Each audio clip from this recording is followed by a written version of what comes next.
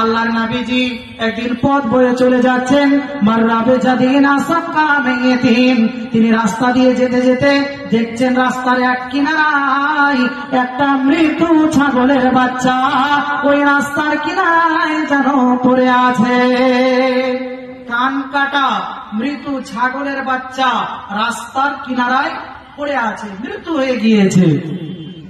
আল্লাহর নবীজি তা দেখে বলছেন, ফাকালা আইয়ুকুম ইউহিব্বু আন্না হাযা লাহু বিদিরহামিন।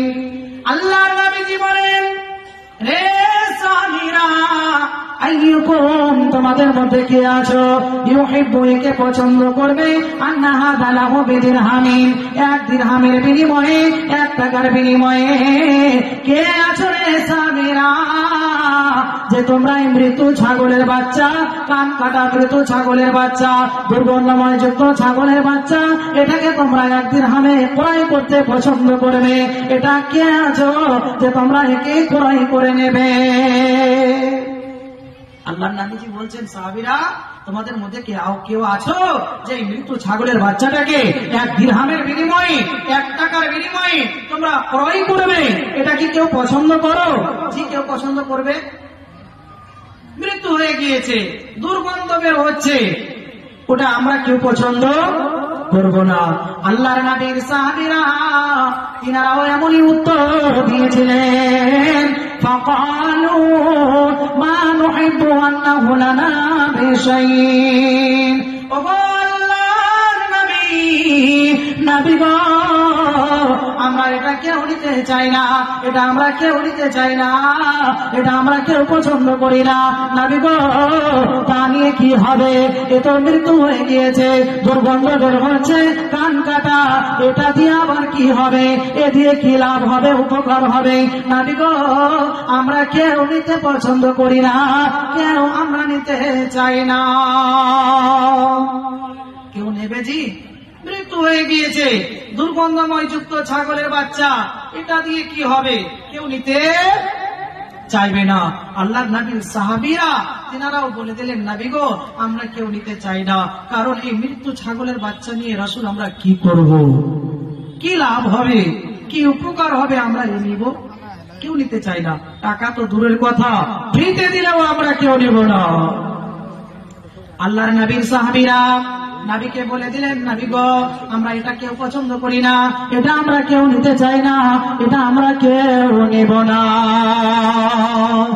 আল্লাহর নবী বড় আক্ষেপ করে বলছেন, রে সাহাবীরা, ও আমার সাহাবীরা, এই ছাগলের বাচ্চাটাকে তোমরা কেউ দাম দিলে না, কারণ সে মৃত্যু হয়ে গিয়েছে, দুর্গন্ধ বের হচ্ছে, যার কারণে তোমরা একে কেউ পছন্দ করলে না, একে কেউ দাম দিতে চাইলে না, কেউ তোমরা নিতে চাইলে না। রে আমার সাহাবীরা, ও আমার সাহাবীরা, তোমরা জেনে রেখো, ক্বালা ফাওয়াল্লাহি লাদ-দুনিয়া আহওয়ানু আলাল্লাহি মিন হাযা আলাইকুম। আল্লাহর নবী বলছেন, সে আল্লাহর শপথ, আল্লাহর কসম, রে সাহাবীরা, তোমরা এই ছাগলের বাচ্চাটাকে কেউ নিতে চাইলে না, যতটা তোমাদের নিকটে এই ছাগলের বাচ্চাটা নিকৃষ্ট, যতটা তোমাদের নিকটে এই মৃত ছাগলের বাচ্চা, দুর্গন্ধময় যুক্ত ছাগলের বাচ্চাটা যতটা নিকৃষ্ট, যতটা খারাপ তোমাদের নিকটে, সারা পৃথিবী এবং পৃথিবীর যত সম্পদ আছে, সারা দুনিয়া এবং দুনিয়ার যত সম্পদ আছে, আল্লাহ রাব্বুল আলামিনের নিকটে এই দুর্গন্ধময় যুক্ত ছাগলের বাচ্চার থেকেও দুনিয়ার সমস্ত সম্পদ নিকৃষ্ট।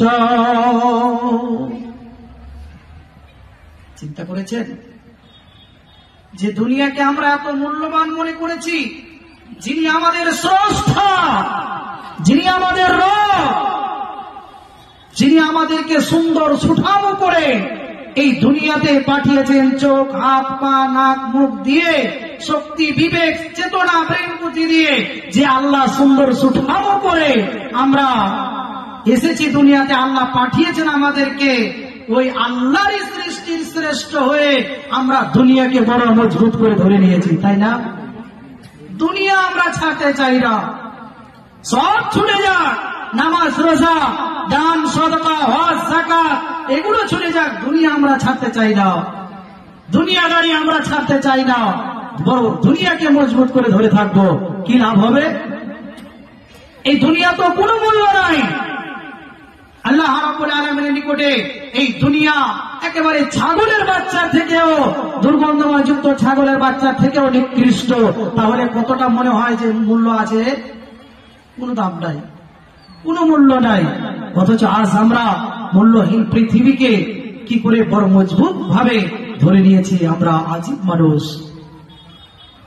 জি, এই দুনিয়াদারি আপনাকে আমাকে অন্তর থেকে কাটাতে হবে, যে দুনিয়াকে বড় মজবুত ভাবে আঁকড়ে ধরে নিয়েছি। এই দুনিয়া আপনাকে ধোঁকা দিচ্ছে, আর এই ধোঁকার দুনিয়াতে এসে আমরা আল্লাহ আল্লাহ রসুলকে ভুলে গিয়েছি। পরকাল পরজীবন, জান্নাত জাহান্নাম, পুলসিরাত কিয়ামত সব কিছু আমরা যেন ভুলে গিয়েছি, মনে কিছু রাখি নাই। আজ দুনিয়া দুনিয়া দুনিয়া নিয়ে ব্যস্ত আমরা।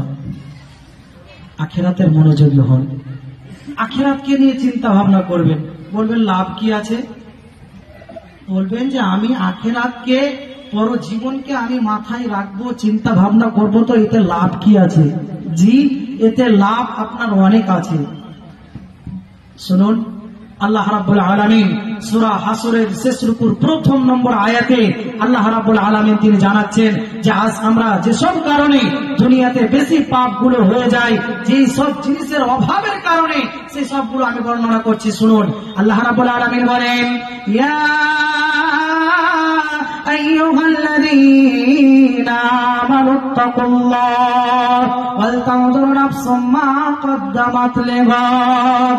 আল্লাহ রাব্বুল আলামিন এখানে ঈমানদারদেরকে বলছেন, রে ঈমানদারেরা, যারা তোমরা আমাকে আল্লাহ বলে বিশ্বাস করে নিয়েছো, যারা তোমরা আমাকে এক ওয়াহদাহু লা শারীক বলে মেনে নিয়েছো, আমাকে রব বলে মেনে নিয়েছো, রে ঈমানদারেরা, তোমরা তোমাদের অন্তরে আল্লাহর ভয় নিয়েছো, তাকওয়া পরহেজগারিতা অন্তরে নিয়েছো। জি, বলবেন যে আল্লাহর ভয় তাকওয়া অন্তরে এনে কি হবে? প্রশ্ন জাগবে না যে আমি আল্লাহর ভয় তাকওয়া পরহেজগারিতা এটা অন্তরে এনে আমার কি হবে, কি লাভ? জি বন্ধুরে আমার, লাভ আপনার এতটাই হবে, আপনার আমার আজ ব্রেক ফেলের মতো গুনাহগুলো ঘটে যাচ্ছে। ব্রেক ফেল, যদি গাড়ি সাইকেলের ব্রেক ফেল থাকে তাহলে অ্যাক্সিডেন্ট হওয়াটাই কি বলেন তো সম্ভব, বেশিরভাগই সম্ভব যে ওই ব্রেক ফেল গাড়িতে অ্যাক্সিডেন্ট হবে। যে হবে না? হবে। তো সেই রকমই যদি আল্লাহর ভয় অন্তরে না থাকে, তাকওয়া পরহেজগারিতা এটা যদি অন্তরে আমরা না রাখি, তাহলে আমাদের দ্বারা গুনাহ হয়ে যাওয়া, পাপ হয়ে যাওয়া এটা স্বাভাবিক গুনাহ হবে। বন্ধুরে আমার, যার কারণে আল্লাহ রাব্বুল আলামিন ঈমানদারদেরকে সতর্ক করে দিলেন, রে ঈমানদারেরা, তোমরা তোমাদের অন্তরে আল্লাহর ভয় তাকওয়া পরহেজগারিতা এটা তোমরা অন্তরে নিয়ে এসো। যখনই তোমরা আল্লাহর ভয় অন্তরে নিয়ে আসতে পারবে, তাকওয়া পরহেজগারিতা যখনই তোমরা অন্তরে নিয়ে আসতে পারবে, তোমাদের দ্বারাই কোনো অন্যায় হবে না, তোমাদের দ্বারাই ভুল হবে না, গুনাহগুলো হবে না। কারণ তুমি যখনই গুনার সিচুয়েশনে পৌঁছে যাবে, গুনার পরিস্থিতিতে গিয়ে যখনই তুমি পৌঁছে যাবে, সে সময় তোমাকে বাধা দেবে, সেটা হলো আল্লাহর ভয়। আল্লাহর ভয় তাকওয়া পরহেজগারিতা এটা তোমাকে ব্রেক করবে, এটা তোমাকে রুখে দাঁড়াবে, তোমাকে দাঁড় করিয়ে দেবে যে না না না, এটা গুনাহ করা যাবে না। মনে করুন যে আপনাদের ওই রোড থেকে ছেড়ে এলাম, সেটা কদমতলি না কি গ্রাম? জি, কদমতলি। ওই কদমতলিতে কোন এক গানের যাত্রা এসেছে, বিভিন্ন জায়গার মেয়েরা এসেছে ডান্স করবে, তারা আনন্দ করবে, ডান্স চালাবে, তো মানুষ যাবে? জি যাবে? কথা বলুন, কি ব্যাপার আপনার আমার ভাষাগুলো বুঝতে পারছেন না? পারছেন তো? তো ওই জায়গায় গানের যাত্রা এসেছে, ডান্স করবে বা বিভিন্ন ধরনের নাচ গান হবে, সেখানে মানুষ যাবে, হাজার হাজার নারী পুরুষ সেখানে পৌঁছে যাবে। বন্ধুরে আমার, যারা পৌঁছে যাবে হাজার হাজার কিন্তু মানুষ চলে যাবে, নারীরাও যাবে পুরুষেরাও যাবে। যারা চলে যাবে তাদেরকে জেনে নিতে হবে তাদের অন্তরে আল্লাহর ভয় নাই, তাদের অন্তরে আল্লাহর ভয় তাকওয়া পরেজগারিতা কিছু নাই, পরজীবনের চিন্তা ভাবনা নাই। একজন ইমানদার ব্যক্তি সে কখনো যেতে পারে না।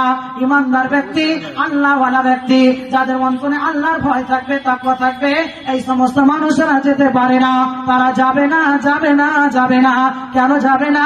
তাকে তার বাধা দেবে, প্রস্তুতি তাকে বাধা দেবে, তাকে বাধা দেবে যে না না না, সেখানে যাওয়া যাবে না, সেখানে গেলে অন্যায় হয়ে যাবে, সেখানে গেলে অপরাধ হয়ে যাবে, সে জায়গায় যাওয়া যাবে না, সে জায়গায় যাওয়া যাবে না, সেখানে গেলে আমার গুনাহ হয়ে যাবে, অপরাধ হয়ে যাবে, পাপ হয়ে যাবে।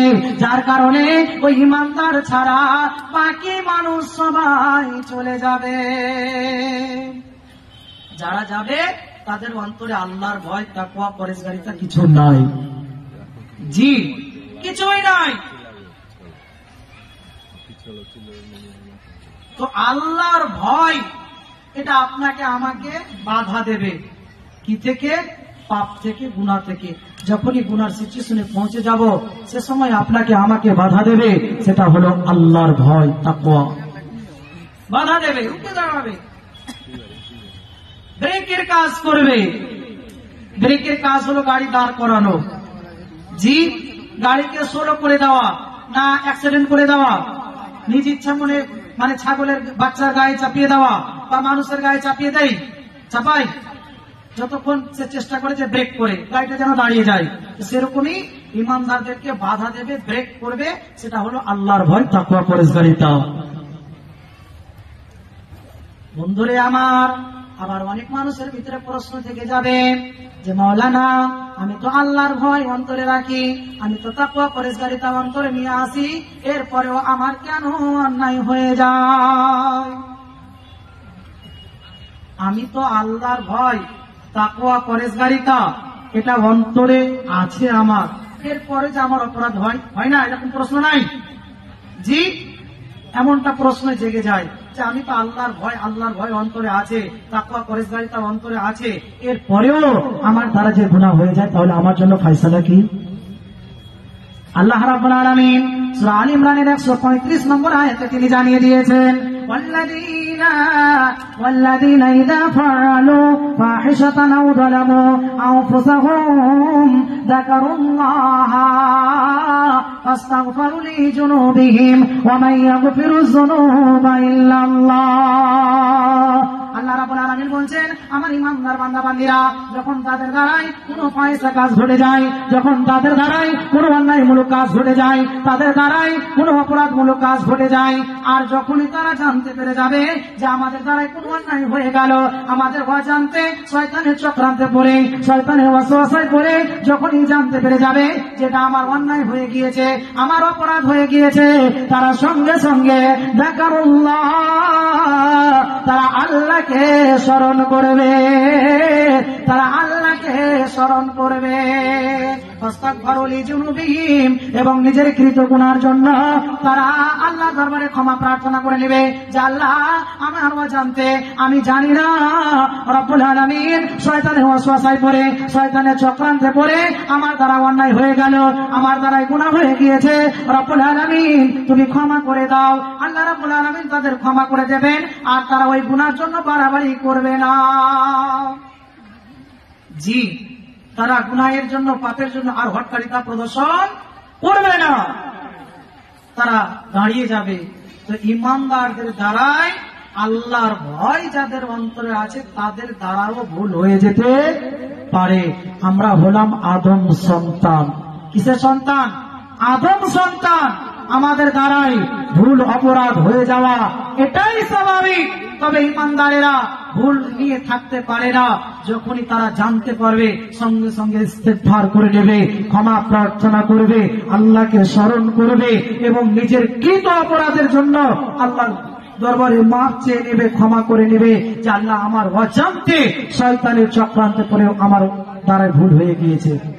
তবে ইমানদারদের ব্রেক ফেলের মতো গুনাহগুলো ঘটবে না। আজ রাত দিন হাজার হাজার আপনার আমার দ্বারা গুনাহ ঘটে যায়, রাত দিন হাজার হাজার অপরাধগুলো ঘটে যাচ্ছে। তার মানে জেনে নিতে হবে আমাদের অন্তরে আল্লাহর ভয় নাই, আল্লাহর ভয় নাই, পরজীবনের চিন্তাধারাও নাই। আল্লাহ তিনি বলছেন, বান্দা বান্দিরা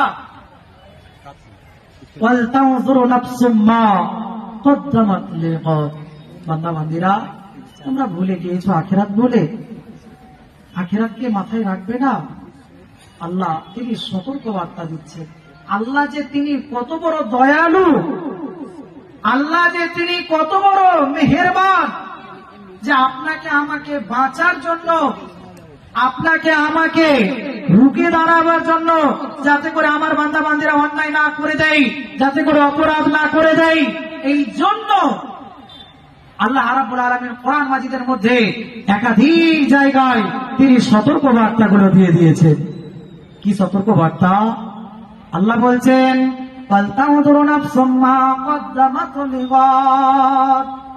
আল্লাহ রাব্বুল আলামিন বলছেন, রে বান্দারা, ও আমার বান্দিরা, তোমাদের ব্রেনকে চিন্তিত রাখবে, তোমাদের ব্রেনকে টেনশনে রাখবে আখিরাতের জন্য, আগামীকালের জন্য, যে আমি আগামীকালের জন্য, পরজীবনের জন্য কি পুঁজি সম্বল নেকি পাঠালাম, কতগুলো আমি পুঁজি পাঠালাম, কতগুলো আমি নেকি পাঠালাম, এই নিয়ে তার ব্রেন চিন্তিত থাকবে।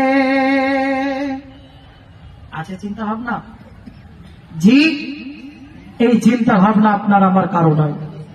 আজ একটা মানুষ আমরা বলতে পারবো না যে মওলানা আজ ফজর থেকে নিয়ে, যে সময় ফজর হয়েছে সেই সময় থেকে নিয়ে এখন 9:15 বেজে গেল, এই রাত পর্যন্ত আমি আমার ব্রেনকে চিন্তা ভাবনা রেখেছিলাম, আমার ব্রেনকে আমি টেনশনে রেখেছিলাম যে আগামীকালের জন্য, পরজীবনের জন্য আমি কি পুঁজি পাঠালাম, কতগুলো সম্বল পাঠালাম, এই নিয়ে আমি আমার ব্রেনকে চিন্তা ভাবনায় রেখেছিলাম।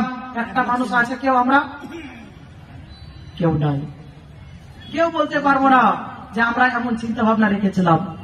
অথচ আল্লাহ রাব্বুল আলামিন বলছেন, বান্দারা, ও আমার বান্দিরা, তোমরা তোমাদের ব্রেনকে চিন্তিত রাখবে, তোমাদের ব্রেনকে চিন্তা ভাবনায় রাখবে যে আগামীকালের জন্য, পরজীবনের জন্য কি পুঁজি সম্বল পাঠালে, কতগুলো তুমি নেকি পাঠালে, এই নিয়ে তোমার ব্রেনকে ব্যস্ত রাখবে। এটা ব্যস্ত আমরা রাখতে পারি না। কোনটা ব্যস্ত রাখি? যে কত টাকা রোজগার করলাম, আজ কত টাকা ইনকাম হলো, কালকে কত টাকা ইনকাম হয়েছিল, আগামীকাল কত টাকা ইনকাম করব, এই নিয়ে আমরা ব্যস্ত। কিন্তু দুনিয়ার মানুষ আমরা এটা চিন্তা ভাবনা করি না যে আগামীকালের জন্য আমরা কি পুঁজি তৈরি করলাম, আগামীকালের জন্য কতগুলো সম্বল নেকি আমরা আগাম পাঠালাম, এই নিয়ে কেউ চিন্তা ভাবনা করি না। কিন্তু করতে হবে। এই 50, 60, 70 বৎসরের জীবনটাকে সুখী জীবন বানানোর জন্য কত আমরা চেষ্টা চালাই, কত দৌড়াদৌড়ি, ঝোপঝাপ আমরা কাজকর্ম করে থাকি, বিভিন্ন জায়গায় ছুটাছুটি করে থাকি, দৌড়ঝাপ করতে থাকি না? এই 50, 60, 70 বৎসরের জীবনটাকে সুখী জীবন বানানোর জন্য। কিন্তু ভাই, বাবা, মা, বোন, এটা কি আপনার আমার ব্রেনে চিন্তা ভাবনা আসে না? আপনার আমার বিবেক কি এটা বলে না যে যে জায়গায় চিরকাল চিরস্থায়ী থাকতে হবে তার নাম হলো আখিরাত, তার নাম হলো পরজীবন? সেই জায়গার জন্য কতগুলো পুঁজি, কতগুলো সম্বল, কতগুলো নেকি পাঠালাম, এই নিয়ে আমরা ব্রেনকে চিন্তা ভাবনায় রাখি না। বন্ধুরে আমার, জেনে রাখবেন, পরজীবন পরকাল এমনই ভয়ঙ্কর জায়গা, পরজীবন এমনই ভয়ঙ্কর জায়গা, সেই দিন কেউ কারো উপকারে আসবে না, কেউ কারো সহযোগী হবে না, কেউ কারো মদত করবে না। পরজীবনে আজ আপনি আপনার সন্তানদের জন্য কত বাড়ি গাড়ি, ধন দৌলত, কত কিছু আপনি তৈরি করছেন, রেখে চলে যাচ্ছেন। ওই সন্তানেরা আপনার জন্য বিন্দু পরিমাণের সহযোগিতা করবে? পরজীবনে পরিচয় দেবে? দেবে না। আপনি মনে করবেন যে আপনার বিবির কাছে গিয়ে নাকি পেয়ে যাব, যে আমার বিবির সাথে পৃথিবীতে সব থেকে বেশি সম্পর্ক ঘটেছিল, সব থেকে কাছের